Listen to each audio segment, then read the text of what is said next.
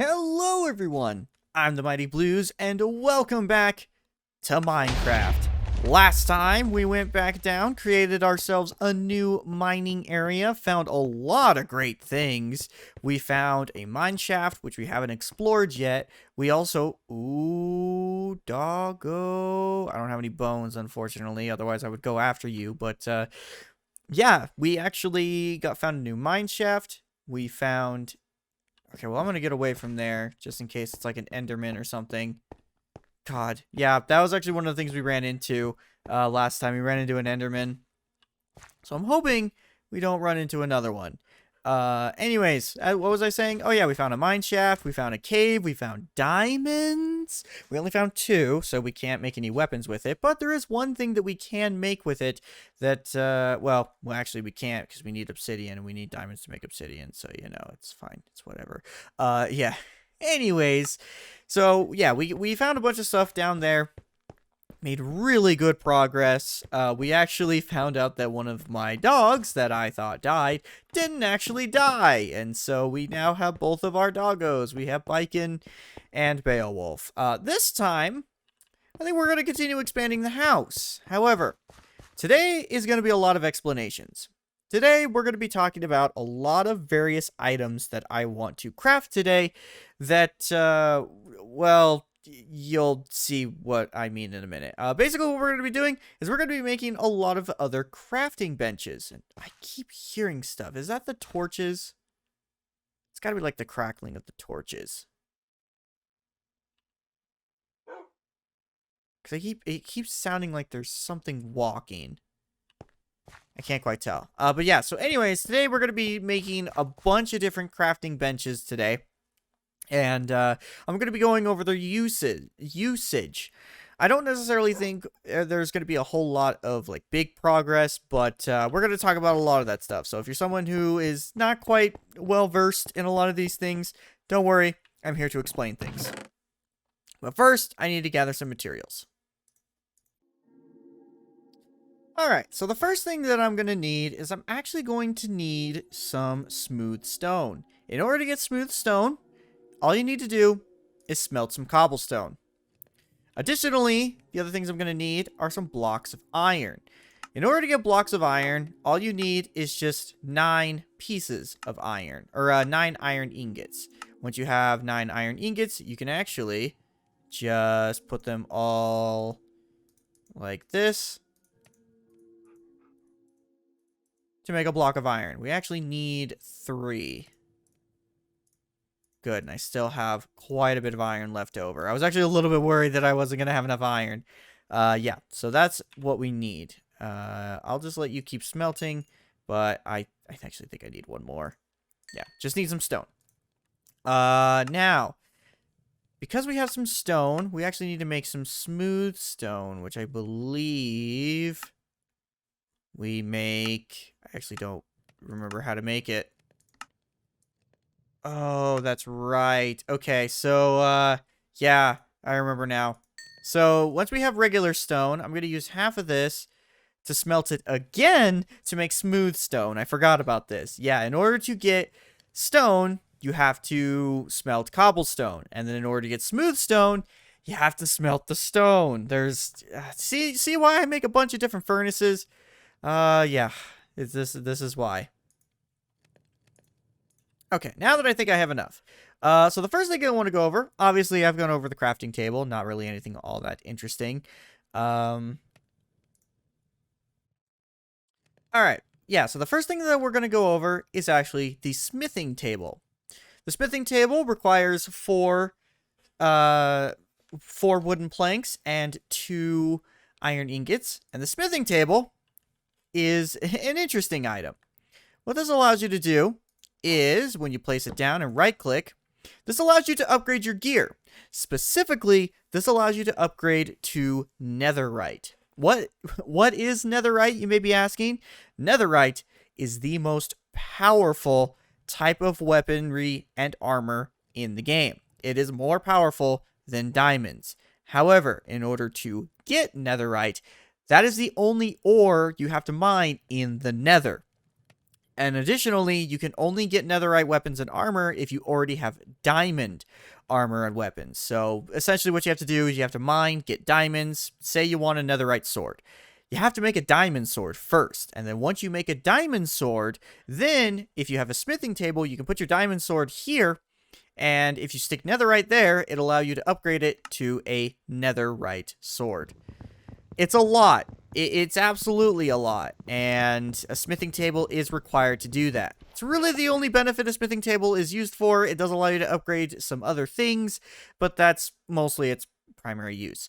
The next thing is a smoker.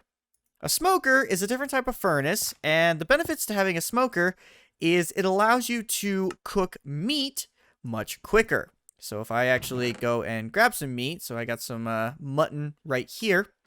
I'll go grab some coal real quick. There we go. So I got some mutton. Just going to grab one piece of coal.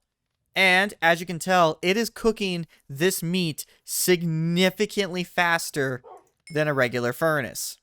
That's the benefits to a smoker. However, the thing with a smoker is it only allows you to cook meat. So keep that in mind. While it is a very fast item to have and good to use, you can only use it for meat. Same thing with the blast furnace. The blast furnace is the same thing as the smoker, but it only works with specific types of ore. So I actually don't think I have any leftover ore, so I don't know if I can show this, but you get the idea. It's the exact same thing as the smoker, except it's for ore instead of meat. Now you may be asking yourself, okay, well if you have the blast furnace and the smoker, why would you need a regular furnace? Well, the blast furnace and the smokers are for specific items, meaning that they don't work for everything. So if you still have some things that can't be used with either, it's still beneficial to have some sort of furnace on hand. The next item that we're going to be going over is an anvil. The anvil requires 4 iron ingots and 3 blocks of iron. So technically that requires, what, 31 pieces of iron? That's a lot. But an anvil is incredible because you can use this to not only repair certain weapons, you can also name them. So I mentioned before that we can actually name things with the name tag. You can also just flat out, that's for stuff like mobs. So if I wanted to name my wolf or my dog, I would have to have a name tag. If I want to name my sword or my pickaxe, I can just name it whatever I want. However, you actually need to have some sort of enchantment for it. So for example, if I wanted to name this iron pickaxe, I would need to have some sort of material to repair the pickaxe, but it also allowed me to name it. But it does require experience. That's why it's so important that we've been gathering experience. As you can tell, I'm level 24 right now. So if I wanted to name my sword something, I don't actually think I can use copper. No, you can't. But I could use iron. So for 2 experience, or for 2 levels, I should say, for 2 levels, I can repair my sword. I can also rename the sword. The anvil is also good because if you have a weapon that is enchanted, which means that you've used some sort of spell to give it some sort of augment, you can actually keep your augmentations with an anvil. There is another item that we will be making that allows you to repair weapons. However, that item does not allow you to keep your enchantments. The anvil does. And speaking of that other item, let's go over it. And speaking of that next item, the grindstone requires 2 wooden planks, 2 sticks, and 1 stone slab. The grindstone works very similarly to the anvil, but as I mentioned before, it does not allow you to repair enchanted weapons. In fact, it disenchants weapons. So, for example, what I actually can do, let me see if I have 2 of the same weapon. Essentially, what this allows you to do is you can take multiples of the same weapon. Actually, let's do it right here. So I have 2 stone axes. What I can do is I can take these 2 stone axes and put them together to make 1 better stone axe. So if you have 2 weapons that are, slightly damaged, and you just want to mix them together to make 1 perfectly good weapon, you can do that. That's what the grindstone's for. Also, it is becoming nighttime, so I'm going to go to bed. Moving on, the next thing we're going to be making is the cauldron. The cauldron requires 7 pieces of iron, and all it does is just allows you to hang on to water. So, if I stick the cauldron there, and I'm actually going to make a bucket. Wait, nope, both my buckets are being used. I was about to make a joke being like, ha, I don't need to make a bucket, I have one. No, both of mine are being used, they have milk. If we get a bucket, and we actually go get some water, we can... Dear God, these llamas are still here. We can actually use this water on the cauldron, and it will keep that water nice and safe for us. The reason why this is good is because you actually need water for potions. So what you can do is you can have a cauldron full of water, and you can actually just use this cauldron and this water for potions, because you can just get your little bottles. And I believe for one full cauldron, you can fill three bottles full of water. So that's a good way to keep track of things. Again, it's very good for potion making. We won't be making potions for a very long time. We need a few more diamonds for that, because we actually need to go to the Nether in order to get some specific materials, but eventually we'll get there. The next item that I want to go over is the stone cutter. The stone cutter requires 3 pieces of regular stone, 1 iron ingot, and the stone cutter is admittedly somewhat useless. Some will tell you it's absolutely useless. I still like to have it on hand because I'm someone who likes to be very precise with my materials when I'm making things, and that's exactly what the stone cutter does. The stone cutter allows you to make make the same materials you could make with a crafting table, specifically with stone items, but it allows you to use much more precise measurements. So, specifically, what you can do is you can actually just use 1 piece of an item, whereas with the crafting table, you need to use more materials. The stone cutter allows you to just use any amount you want, and you can get whatever you want out of it. So if I want 2 pieces of cobblestone slab, where normally I would get 4 using a crafting table, you can do that. So if we try to make those cobblestone slabs right here, I need 3 pieces of cobblestone in order to make 6 slabs. Whereas if I go to my stone cutter, all I need is 1 piece of cobblestone to make 2 slabs. It just allows you to get much more precise measurements out of things. Next up, the composter, requiring 7 pieces of wooden slabs. The composter is purely good for gardening, because what it does is, once you plant it, you can actually use specific, plant-based resources in order to fill it up, in order to make what is known as bone meal. Bone meal is fantastic for growing crops, because it allows you to grow your crops much quicker. So, I have these saplings. If I right-click on the composter, it fills it up. And if we completely fill it up, we should be able to get 1 piece of bone meal. Again, this is really only good for gardening, because that's literally all bone meal is good for. And I unfortunately did not completely fill it. I believe I have some grass and stuff I can use. Here we go. I got some leaves as well. Leaves, I believe you can use. I'm actually not entirely sure if you can use leaves on this, but let's try. Oh yeah, you can. So once it's completely full, it'll turn this whitish color. If you right-click, it'll give you 1 piece of bone meal. Again, bone meal is very good because it allows you to grow your crops much quicker.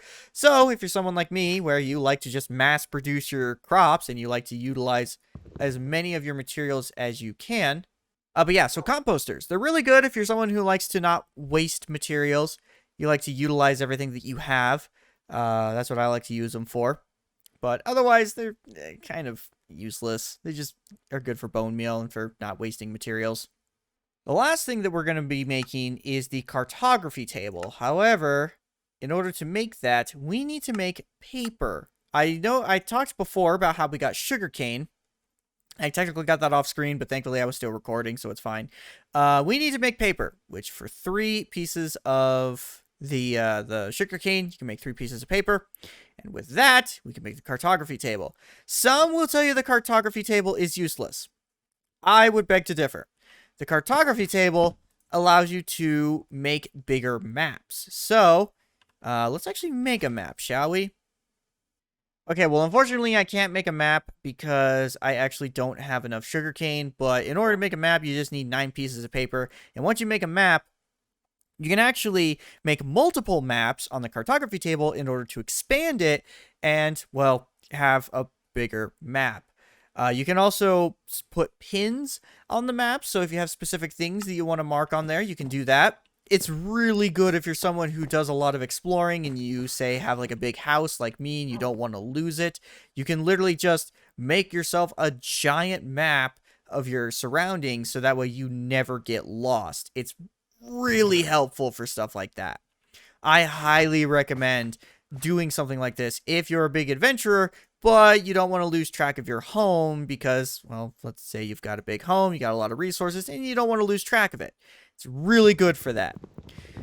The other thing that's part of the reason why I feel like a lot of people will say that the cartography table is useless, because it's like, oh, it's only good for maps, and who uses a map, am I right? Me. I use maps. I absolutely love having a cartography table. The only crafting table that I would say is truly useless is the fletching table. It's why I am not making it. The fletching table is only good for villagers, because if you have a fletching table inside of a village, it gives you a chance of converting a standard villager into a fletcher. The reason why you would want a fletcher is because fletchers allow you to trade for specific materials that are really beneficial.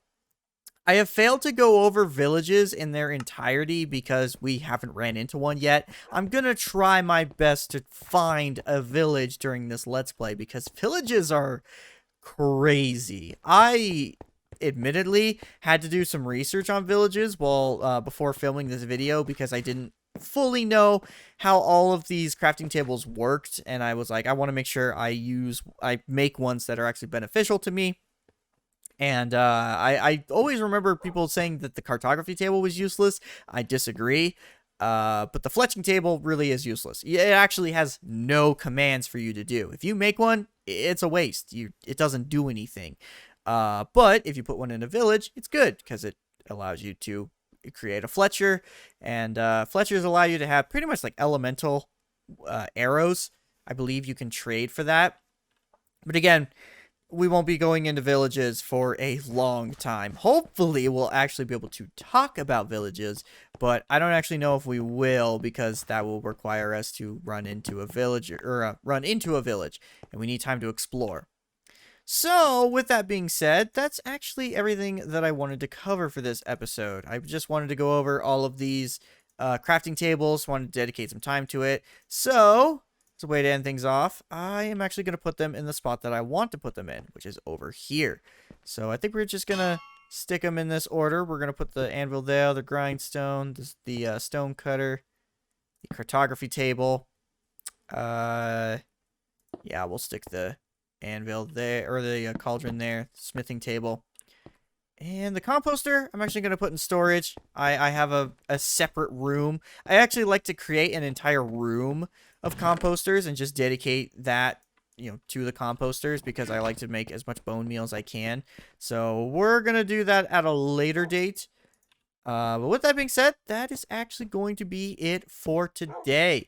Thank you all so much for watching. And next time on Minecraft, I think we're going to go back into the mines. I think we're well established. We are well off in our adventure. So I think we might go and explore that mine shaft. And until then, I will see you all later. Goodbye. Wait. Before I actually end things off, I forgot. There is one last thing that I wanted to make for today. I can actually make 2 of them. I want to make some armor stands. The reason why I want to do this is because I actually love these things to death. They're not really anything all that interesting. I just like making them in my storage rooms. So what I want to do is I actually want to stick them here in these little corners. You can angle them however you want. So be creative with them. We're going to put them angled like that. And the thing about armor stands that are interesting is, well, you can use them to display your armor. So if you've got your armor out and you right click on the armor stand while holding your piece of armor, you can actually stick your armor right there. I accidentally equipped my boots. Yeah, that's the other thing. If you're holding your armor and you're not in front of an armor stand and you right click, it'll just equip your boots or just any piece of armor. And I think I got to aim it down. There we go. The other thing is you can actually have it hold one item. So you can either have it hold a shield, a sword, whatever you want. I believe it's just one item. So like if I try to use my sword, yeah, it'll replace it. So keep that in mind. The other thing is if you crouch and right click, you can actually change the pose of the armor stand. There's a number of poses. You can have it dab. God. You know what? I actually like that one. Let's go with that one. And for you, I'll just have you hold the sword. Yeah, you know what? I like that. We'll have you holding the sword out like that. You kind of... Let's see if there's like a good shielding pose. Oh, perfect. Let's go with that. Yes! I love that. Yeah, we're just gonna go with this. I love making armor stands just because I love being able to display my armor. It's something I just enjoy doing when playing Minecraft. It's why I like making my big storage rooms, because I like being able to have a spot where I can display my armor. It's so fun. I highly recommend it to anyone who wants to just have some fun with their area, especially with someone like me, because I like to have a lot of different armor sets because I like to enchant them. So, thank you for that Nightmare Fuel game. So yeah, if you're someone who you're enchanting a lot of things, you've got a lot of sets of armor, you can use that to display different types, and it allows you to just save on inventory rather than putting your armor in a chest. You can just put it in an armor stand and not have to worry about it taking up space. Plus, it just looks cool, man. I mean, look at that. Looks so dang cool. Hi, Beowulf. You protecting the room? Doing a good job, bud. Anyways, that's the last thing that I wanted to go over. So, thank you all so much for watching. And for now, really, truly, that's it for today. Next time on Minecraft, we go back down to the mines. And until then, I will see you all later. Goodbye.